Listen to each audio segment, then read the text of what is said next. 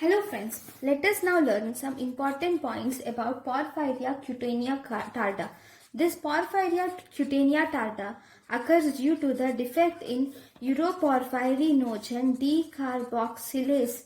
Defect results in this Porphyria cutanea tarda.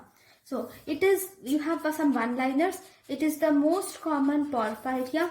It is the most common readily treated porphyria which is seen.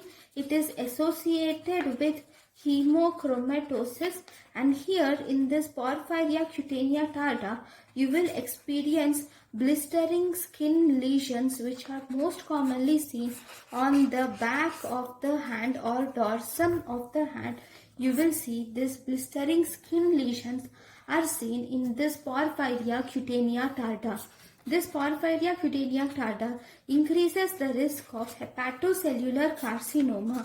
This is associated with hepatitis C virus, HIV, increased alcohol, increased iron and estrogen. All these will aggravate or precipitate this Porphyria cutanea tarda.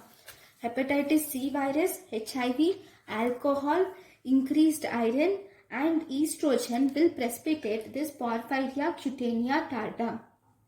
So how are we going to treat it?